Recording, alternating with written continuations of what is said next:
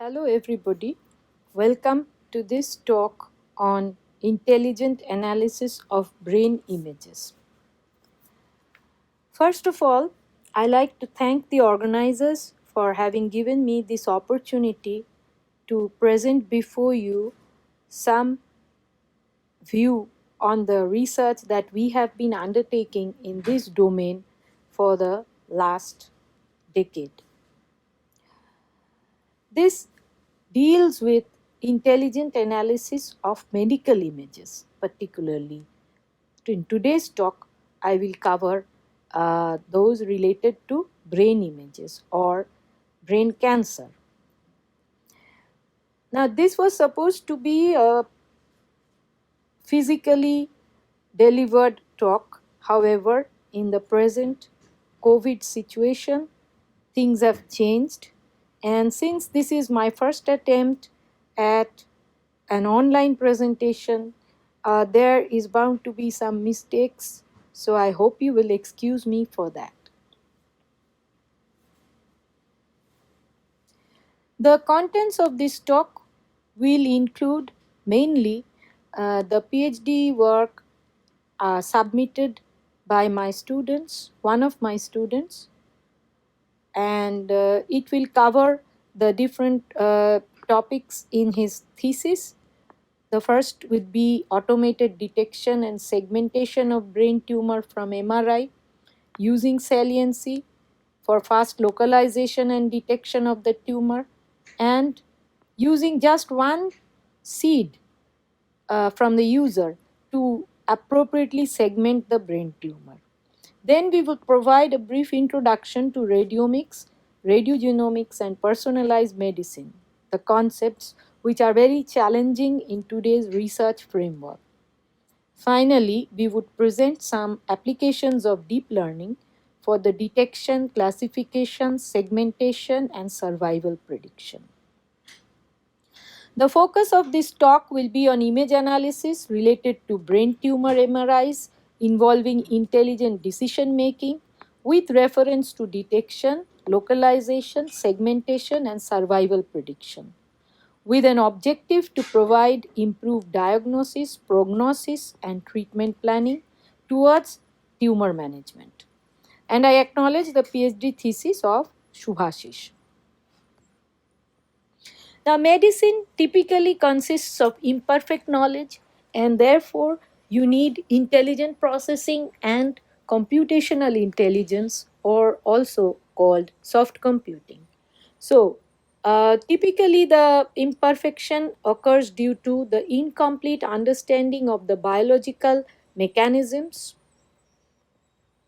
then imprecise test measurements, uncertainty of normal ranges for test results, simultaneous presence of more than one disease condition when you can have two or more disease conditions together. That is very possible. You can have fever and cold. And missing information. Some information could be missing. So you require intelligent analysis incorporating learning, which is typically machine learning, deep learning, automated analysis as assistive intelligence, that means to assist the medical practitioner, not to replace, and to handle big data. Therefore, you need automated and interactive or active learning, because insufficient ground truth would need user interaction, and that is interactive or active learning. The first topic would deal with automated fast detection and segmentation from MR images. Now, magnetic resonance imaging of glioblastoma multiforme, which is the most common and most malignant brain tumor in adults. Typically, you need invasive tumor biopsies, which are challenging in brain tumor patients because of the trauma involved. The non-invasive MRI is routinely used in the diagnosis, characterization, and clinical management of the disease because it provides a superior contrast of soft tissue structures and is also safe compared to CT X-ray, as it does not involve any exposure to radiation. And it is non-invasive, that means you do not need to cut anything. It is, the image is taken externally. Now there are different MR imaging sequences, and the tumor is sensitive to the different key components of the tumor physiology is sensitive to the different sequences, such as blood flow, cellular density, and there are different physiologies involved, and we need to distinguish between the various regions of the tumor such that an appropriate treatment strategy can be planned.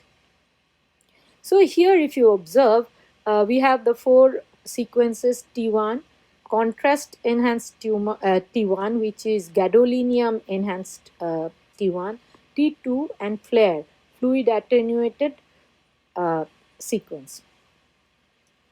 Now, if you observe, a brain MRI image has got the brain has got these components: the cerebrospinal fluid, which is this part, the gray matter, the edema, and the white matter, and also the tumor in case of the tumor. So, edema is the outside part of the tumor which contains the watery region. Now, we find that when we use the T1 sequence, the tumor is not visible specifically. When we use the T1C component, we find that the tumor is visible in the white region. When we use T2, we find that the cerebrospinal fluid, the edema, as well as the tumor become evident. And again, when you use FLAIR, we find that the tumor is specifically seen, and it can be distinguished between the other regions. So what is needed is we need to superpose all the four sequences such that all the information can be used in a conjunctive manner to get the useful information which lies hidden.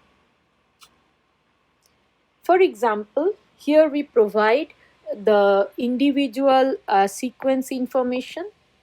This is the color marked images, and this is the superposed image where we find that the edema region, the necrosis region, the enhancing core, the green part, and the solid core, they are all distinctly marked out. And when the doctor is able to look at this, she is able to provide a clearer picture. She gets a clearer picture of what is to be done. And similarly, when you use any automated process for dealing with this, the algorithm also gets more information to handle the problem. Now, the glioma can be of two kinds, the high grade and the low grade. They require different strategies to be treated by. So, high grade obviously is more dangerous and has less survival possibility. Now, if you look with the naked eye, you observe that on T1, T1C, T2 FLAIR, it is very difficult to distinguish between high grade and low grade glioma. The objective of this work is therefore to find out an efficient way of detecting in a fast manner and also to distinguish between the high and low grades in an efficient manner. For that, in the first subpart, we use saliency for fast localization and detection of tumor. What is saliency? Visual saliency is the distinct perceptual quality which makes some regions in the scene stand out and grab our attention. For example, if you were to look at this picture, immediately your vision would go to, your eye would capture the bird. So, this is the salient region in this image. Human eye fixations are indicative of bottom up visual attention. So, this is the salient region. In gray level, this is the salient region observed. So how do we get to detect the saliency regions? It could be due to color popping out, it could be due to orientation popping out, it could be due to curvature popping out, it could be due to texture popping out, or local popping out, or you're searching for conjunction in a sea of minus signs. So this is something which stands out. That is what is saliency. So we plan to incorporate this saliency component for the fast localization or detection of the tumor. The GBM saliency model introduces a novel pseudo-coloring component. We map the sequences FLAIR T2 and T1 into the RGB components, whereby we get this. Then we map it to the luminance components L star, A star, B star, and then we generate the saliency map. This was published in PLOS One in 2016. When you map to RGB framework, that means you have the FLAIR T2 T1 corresponding to ABC or RGB, and you get all possible combinations, and then we map it to the center surround difference or the perceptually uniform color space like L star, A star, B star. Now this is the result after mapping all possible configurations, and we find that these two are the ones which are more appropriate because the edema and the tumor region have got the highest amplitude of the color cubes, and they stand out. We want the edema and the tumor solid tumor to stand out as compared to the white matter or gray matter or the cerebrospinal fluid. So we decide that we can choose either of these two representations, but in our discussion we will stick to this. So first, localization of ROI through saliency. The L star, A star, B star image of size m by n is first transformed to a square image of size w by w, where w is obviously much lower than m and n. Then it is decomposed into several non-overlapping blocks, Ri or patches, of size k by k pixels, where w is a multiple of k, with each being represented by its mean L star, A star, B star values, and the components are the coordinates are computed in this manner. The color distance of each patch is calculated with respect to all other patches in the image. You have this, and again we introduce the spatial distance between the patches. Why? Because neighboring regions of a salient one are also likely to be salient, with a lower d contributing towards a higher effective value of the saliency. Thereby, by introducing this component, we are able to get a better representation of the saliency. So the distance drij is the spatial distance between the patches Ri and Rj of the image.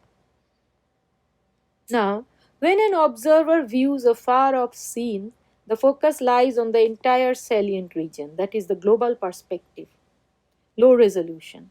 Again, when the same scene is viewed at a closer range, the observer tends to pay more attention to the details within the salient region, that is the higher resolution. We adopted this property of the human visual attention mechanism into our model through the evaluation of multiple scale-based saliency maps in order to assess varying levels of resolution. Now look at this. So these are for 4 by 4, 8 by 8, 16 by 16 and 32 by 32. Similarly here. So we superimpose all of these using this formula expression. This is the weight or the importance of the particular view, and then we get the final saliency map by superimposing the different scales 4, 8, 16, 32. This is the color coded version. Finally, a mean filtering is applied to smoothen the saliency map in order to help focus on the core region within the actual region of interest in the resized image. So this is by applying 25 by 25 mean filter. Then we have to extract the proto-object. The generated saliency maps are adaptively thresholded by a threshold TA to generate binary proto-objects which act as prototypes for subsequent segmentation. So this is how the threshold is computed on the interpolated image. These are some of the experimental results of the 5 sample glioma cases on T1C, T2, FLAIR, the saliency map, the color-coded saliency map, the proto-object extracted, and the corresponding ground truth. If you observe, in most cases, in all the cases in fact, the extracted proto-object map matches with the ground truth in this 2 dimension. We also computed the precision recall and the ROC curves for the high grade and the low grade cases, and we observed that the results were quite good. In case of multiple tumors, disjoint tumors also, the system performed quite well in T1C, T2 flare, and this is the algorithm, entire algorithm. This is the ground truth. So this is called automated grow cut, and this is the ground truth. We see that the match is very good. This was next extended to 3 dimensions, published in 2018 in Information Sciences. So generation of saliency map was extended over the 3D stack of such 2D MR image slices, each encompassing the 3 MR sequences.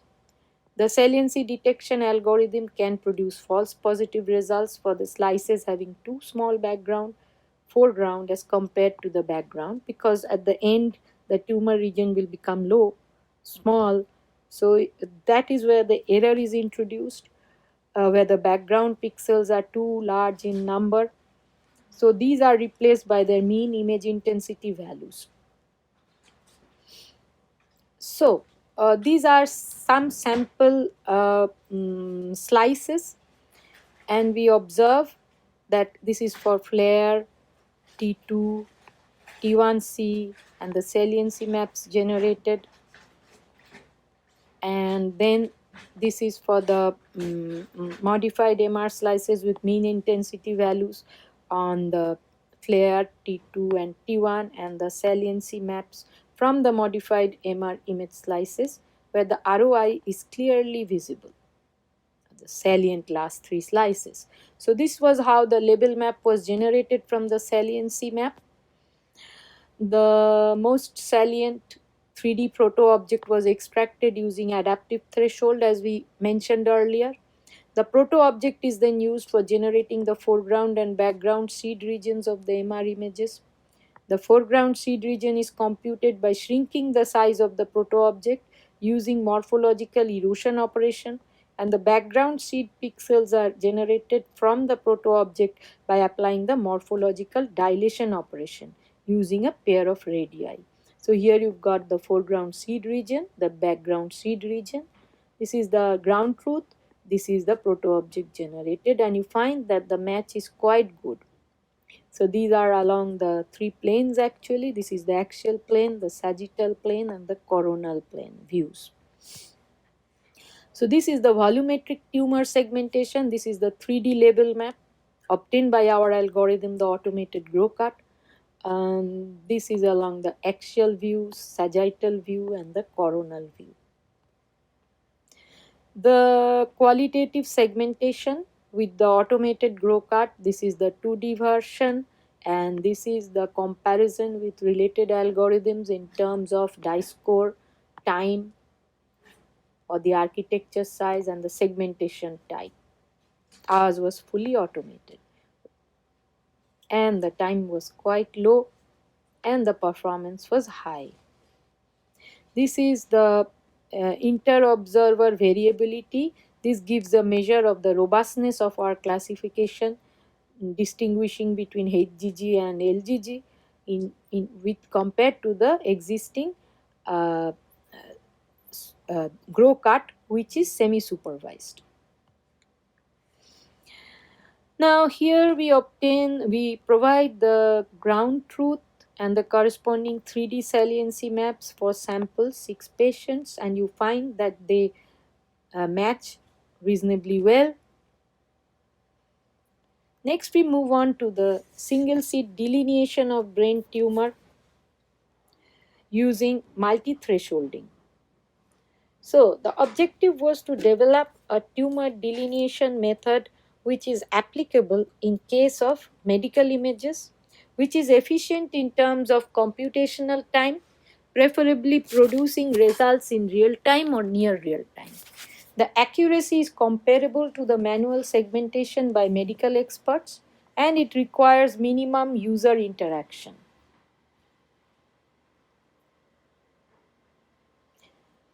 Typically, multi-level thresholding requires exhaustive search for determining the optimal set of thresholds while optimizing a function. To segment an image with L gray levels in M classes, an exhaustive search needs L-1 CM combination of thresholds, which involves a huge computational overhead of order of L raised to M. We want to overcome this while finding a good solution. Otsu's method is a very well-known method for thresholding. For Otsu's bi-level thresholding, you divide the pixels into two classes, C1 with gray levels ranging from 0 to T minus 1 and C2 with gray levels ranging from T to L minus 1, where T is the threshold value. And there the computational complexity for determining T is order of L square. In multi-level thresholding, the image is segmented into m distinct classes, C1, C2, Cm. So we generate m-1 threshold values which are T1, T2, Tm-1. Now with each class defined as C1 lying between 0 and T1-1, C2 lying between T1 and T2-1, and so on. Cm lying between Tm-1 to L-1, where T1 less than T2 less than Tm-1 are the m thresholds. M-1 threshold. So the computational complexity is of the order of L raised to M for M classes, and this is very time consuming. So we want to overcome that. For that we use the discrete curve evolution concept, which is a meta-heuristic optimization technique typically used. We use it here for finding the intervals in the histogram. Typically, DCE is used for skeleton pruning based on contour partitioning and object recognition from digital images. A digital curve in our present representation is provided as a set of piecewise linear segments with vertex set VP, where V1 to Vk are the vertices, and a set of line segments S1, S2, Sk minus 1, such that the consecutive line segments S1 joins V1 and V2, and Sk minus 1 joins Vk minus 1 and Vk vertices, and so on. So for each pair of consecutive line segments Si and Si plus 1, the cost f is calculated in this form, where LSI is the length of the line segment, ith segment, LSI plus 1 is the length of the I plus 1th segment, and beta Si plus 1 is the angle between these two line segments.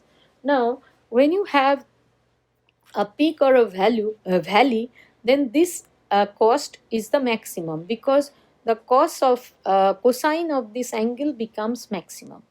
So thereby this cost is higher when this situation corresponds to a peak or valley. Therefore, what we want to do is we need to find these positions. So what is done is we gradually begin to merge two line segments with the minimum cost. That means they are not near the peak or the valley. And as you go on merging, we are ultimately left with the peak or valleys.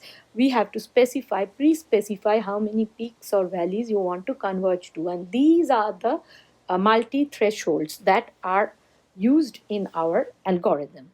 So this is the result. DCE generated significant points and the thresholds obtained by exhaustive multi-level Otsu. So this is the green, the red ones are obtained by multi-level Otsu, and our DCE extracted ones are the green ones. Now what we do is we use this each of these sets of thresholds. What we do is points of the curve where so these significant points are where the peaks and valleys exist. So we define end intervals around these end significant points,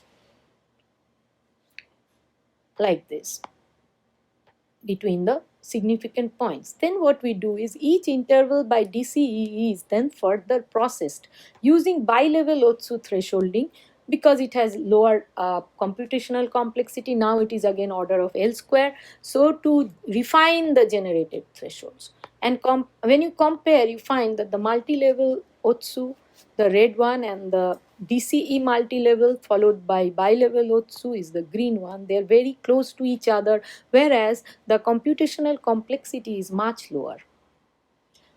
The time complexity analysis in our case is order of L plus order of L square star n, which is of the order of L square, where L is the number of gray levels in the image and M represents the number of classes.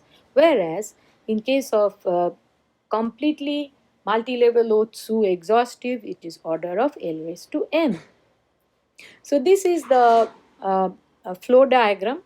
You have the MR image, you set the number of classes you want, then you generate the intervals using DCE, generate the local thresholds for each interval using bi-level Otsu method, generate the segmented images corresponding to each threshold. So this is the segmented images corresponding to the different parts of the brain.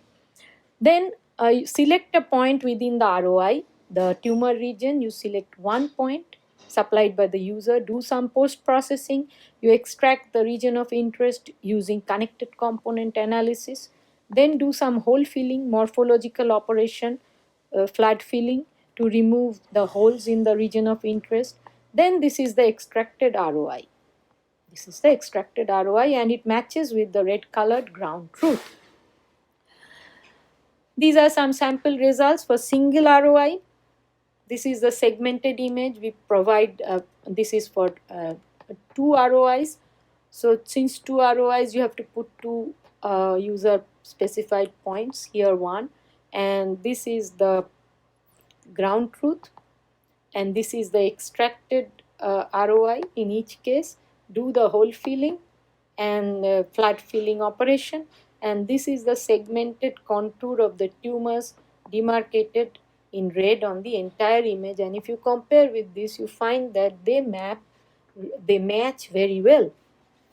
This was then extended to 3-dimension in this very recent publication, and here we resorted to the whole tumor extraction as well as the different subparts like enhancing rim, necrosis, and edema. This is the pictorial representation. So you see we use the FLAIR and T2 for and with the user selected seed to generate the whole tumor and then segmented the whole tumor. This was combined with the T1C component to get the three different parts: enhancing rim, necrosis, and edema. This is the three-dimensional view of extracted GBM tumor of 2 sample patients. So this is the ground truth. This is our algorithm with Otsu thresholding. This is our algorithm with another entropy-based thresholding. This is the GrowCart existing one, the supervised one with 1 seed, semi-supervised.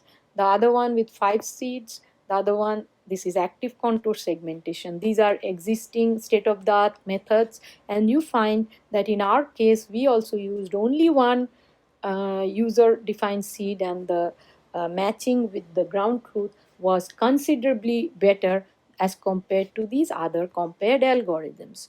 And that was the qualitative comparison, and this is the quantitative comparison in terms of the different subparts. So this is the plot of the mean dice, sensitivity, and here you have got the Hausdorff distance for each part. So with that, let us introduce some of the other interesting concepts used very much these days in medical imaging, which are radiomics, radiogenomics, and personalized medicine. What is radiomics? It is the science of acquiring images through radiology, which includes X-ray, CT, PET, MRI, SPECT. You identify distinct imaging phenotypes. Omics emphasizes the holistic feature of research encompassing entire view of system. Quantitative analysis of radiological images instead of just visual interpretation, and machine learning methods. High throughput extraction and analysis of a large array of quantitative imaging features from medical images. The cardinality of feature could be of the order of hundreds or thousands or 10,000s, and association of extracted features with biological or clinical endpoints. This is the objective. So the radiomic features uh, are related to treatment response, survival, and genomic data towards the decision making. Radiomics is typically an interdisciplinary research area. It involves machine learning and deep learning on one hand, which deals with feature extraction, feature selection, dimensionality reduction, segmentation, classification.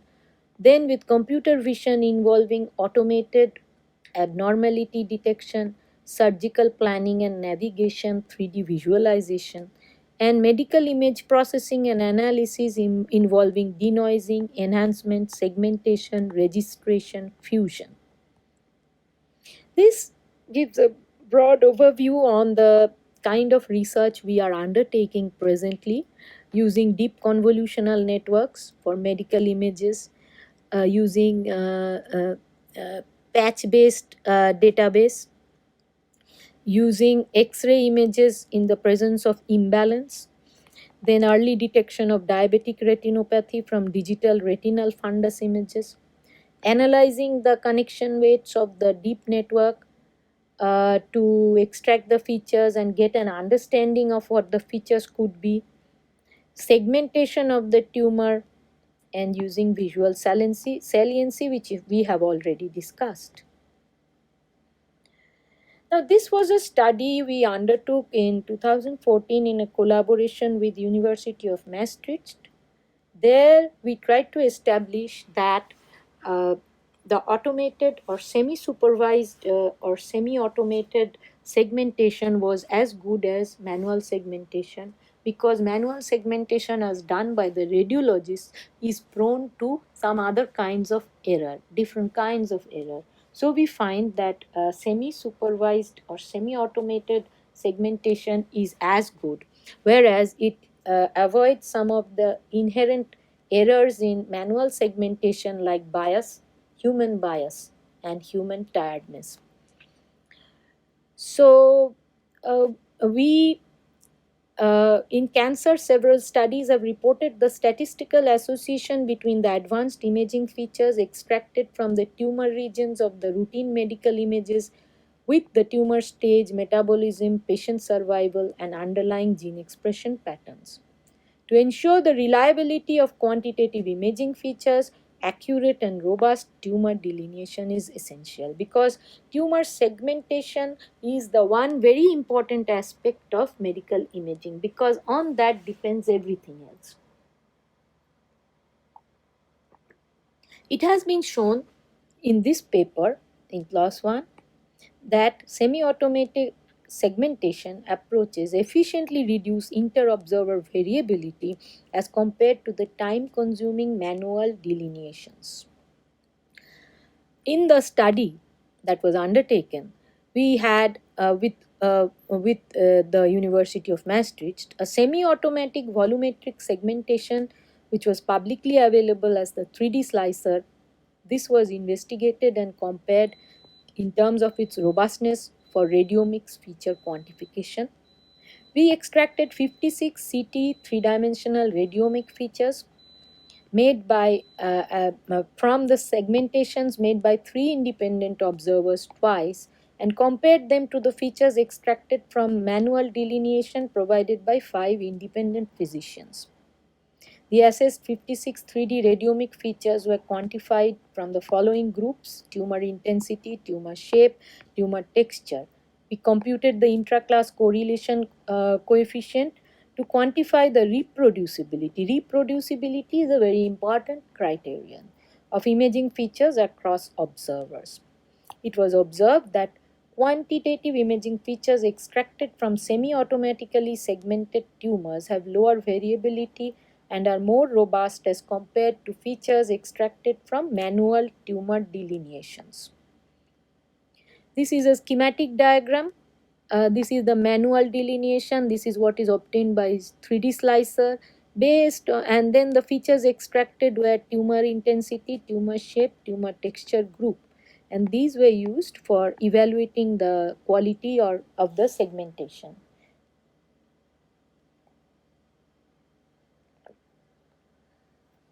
Then we investigated the role of natural computing in medical image analysis. And we found that in segmentation, you have the role of fuzzy sets, neural nets, rough sets, and genetic algorithms.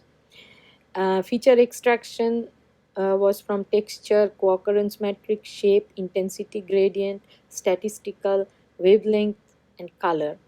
Classification use neural nets, fuzzy sets, genetic algorithms, swarm intelligence, support vector machine. These are the scope of the different natural computing paradigms in medical image analysis. Now, medical image analysis broadly involves acquisition of the image, followed by enhancement of the image, involving local and global transformation, then segmentation based on age and region segmentation, then feature extraction, where you extract features like wavelength, shape, size, color, etc. Feature selection, effective and relevant disease feature determination. Then decision making using natural computing based analytics. And finally, the output, you need to validate about the disease when compared with the ground truth or the annotation provided by the expert. These days, you would hear of a topic called personalized medicine. It means you need to offer the right drug to the right disease at the right time with the right dosage.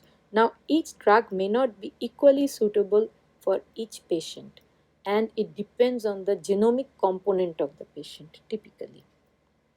So, that is what is radiogenomics. So, now genomic features have to be extracted invasively through a cut, and we want to avoid that. But we find that the genomic information is also important because of personalized medicine aspect. So what we want to do in radiogenomics is we want to find a correlation between the imaging features or the radiomic features with the genomic features, and that is what is radio genomics, where the radiographic imaging features can serve as molecular surrogates or substitutes of the gene expression patterns, thereby contributing towards diagnosis, prognosis, and gene associated treatment response of various forms of cancer in non invasive manner. Besides, tumors having greater genomic heterogeneity are more likely to develop treatment resistance and are prone to faster metastasis, thereby resulting in poor prognosis. Now, this genomic variability or heterogeneity is typically difficult to collect from the genomic inputs because you go for biopsies and you may not be able to capture samples from all the heterogeneous regions in the tumor. Whereas if you can take an image, you get a global view so that you can capture some imaging features which may provide insights into these genomic variations. So, such an association has the potential for a patient specific personalized management of tumors. So, herein lies the significance of radiogenomics. Radiogenomics and personalized medicine.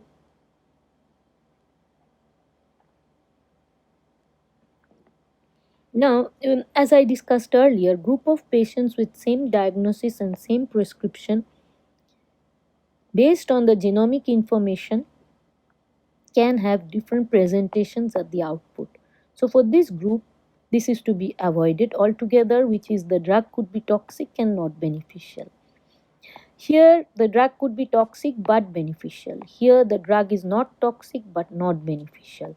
And here, the drug is not toxic and beneficial. So, this is the group we want to focus on. So that's why genomic information is very necessary. Then again, if you go on further, you have multi-omics framework, where in addition to radiomic, which includes CT, PET, MRI, you add the genomic or gene expression, DNA information, proteomic or protein information, transcriptomic or RNA information, metabolomic or metabolite information. With that brief introduction, let us move to the applications that I promised to present to you based on deep learning. This is the first one. This is about the detection and classification. This has been accepted for publication in Springer Nature. So we prepared the data set from the BRATS Challenge 2012 and 13 and from the TCIA, such that we had 200 high grade and 54 low grade cases of glioma with the 4 sequences T1, T1C, T2 and FLAIR. So we had patch based, slice based for 2D prediction and multiplanar data for 3D prediction. So we generated the data set as well as different modules, the 2D, 3D and 1D convolutional net. The objective was to detect the tumor and classify into low and high grades. And we also compared two state-of-the-art architectures like VGGNet and ResNet with transfer learning, which they were pre-trained on ImageNet. So these are the 3 convolutional network architectures used. This is the PatchNet, this is the SliceNet 2D, and this is the VolumeNet along the 3 planes. The transfer learning of the VGGNet and ResNet was done by fine-tuning of the last fully connected layer, and up to the last convolutional block it was frozen from the ImageNet learning, and the last convolutional block was retrained with the SGD optimizer. We use leave one patient out test scheme for quantitative evaluation, and these were the parameters used. A small part of the training set was used for validation, and the training and validation was evaluated in terms of accuracy and F1 score. So this is the comparative test performance, and we find that the VolumeNet provided the best performance in terms of accuracy. Then we also compared with some of the shallow machine learning algorithms like the naive Bayes, the logistic regression, multi-layer perceptron, support vector machine, decision tree, and k nearest neighbor. And we find, also comparing among our 3 models and VGGNet and ResNet, that the VolumeNet 3D version gave the best performance. This is the visualization of the intermediate layer outputs at the first layer, second layer, third layer, fourth layer, and this is a map of the features that were extracted. Quantitative evaluation of the accuracy and loss function of the training set and the validation set. The quantitative evaluation was in terms of sensitivity, specificity, and accuracy. Next, we go to the segmentation and survival prediction part. This was got a position within the top 10 in the MICAI Challenge of 2018, and it was subsequently published in Frontiers in Computational Neuroscience. For segmentation in deep learning, typically the unit of Ronenberger is used. So here you have 3 parts: the contracting or downsampling part, the bottleneck, and the expanding or upsampling path.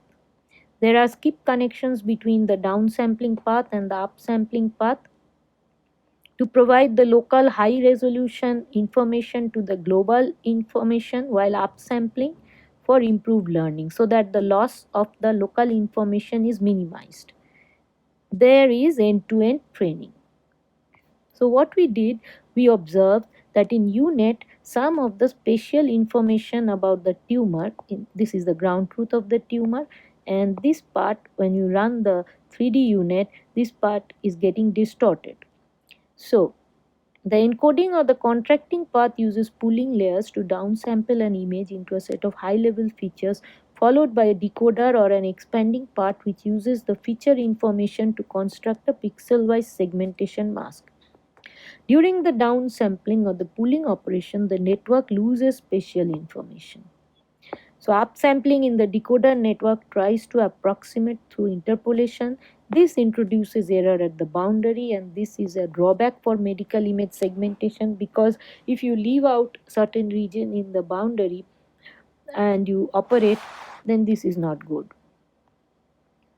So we introduced a novel spatial max pooling layer which retains the max location to be subsequently used during the unpooling operation in the decoder through the spatial max unpooling layer. So the data was provided by the BRATS 18 challenge organizers, and we had the MRI scan datasets and the patient overall survival data. The training set consisted of 210 high grade and 75 low grade cases, and 66 combined cases as validation, and the overall survival data was for 163 patients. The size of the image with 4 channels. So this is the whole tumor core, enhancing tumor, and this is the whole view picture with all the sub-regions superimposed. So in FLAIR you get this, T2 you get this, T1C you get this. When you combine all of them together, you get the subdivided portions as well.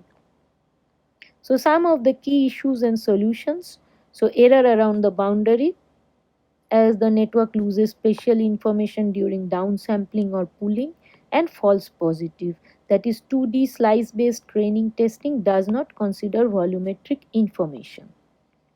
So solution for error around the boundary, we use the spatial max pooling and unpooling. So what happened was the maximum location was stored each time, and this was fed back during the upsampling. So this local information was provided to the global information while upsampling. This was the architecture used. This is the feedback that you are getting. And for the false positive error, what we did was, because the MRI scans are volumetric, they can be represented in 3 dimensions using the multiplanar representation along the axial, coronal, and sagittal planes. So we trained 3 different CNN models for the 3 planes at slice level, and these were combined by the consensus fusion strategy to produce a volumetric segmentation of the tumor and its subregion with the reduction in the false positive error. There was also class imbalance. If you note that the background in region outside the tumor has so many voxels, and these are the 3 parts of subparts of the tumor, comparatively lower. So this is quite low, and this is what is known as class imbalance. So this is a problem in classification. So what we did was we introduced 2 loss functions. One is the generalized dice loss, the other is the weighted log loss, and we used a combination of both to overcome this situation.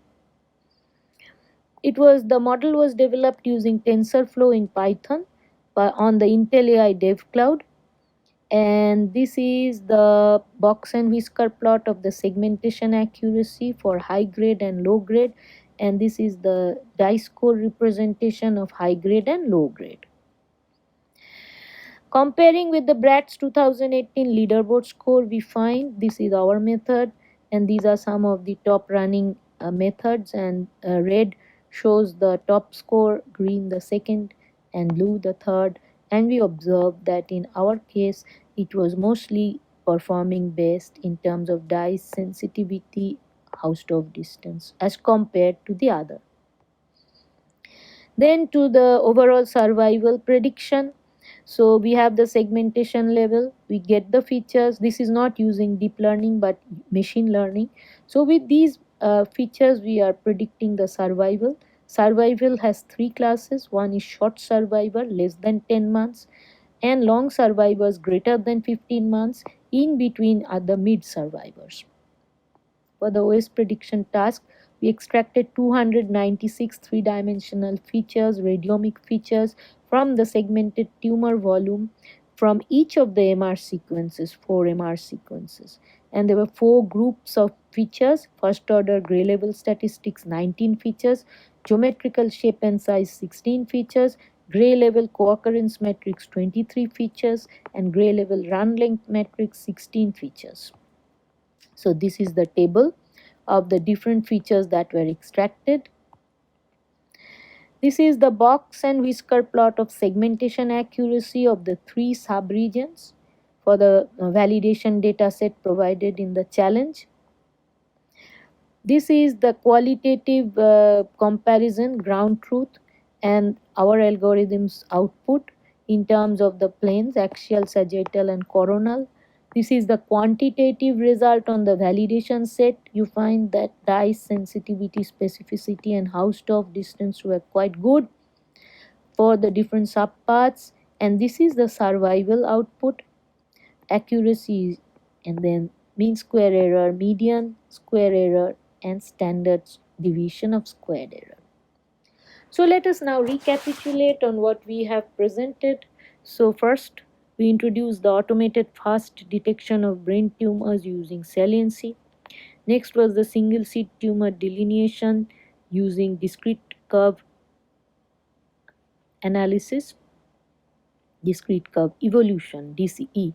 Then we introduced the concepts of radiomics, radiogenomics, and personalized medicine as challenging research ideas and why they are needed. Then we went into the applications of deep learning for detection and classification of brain tumors and their segmentation and survival prediction. With that, I thank you for your patience, and if you have any questions.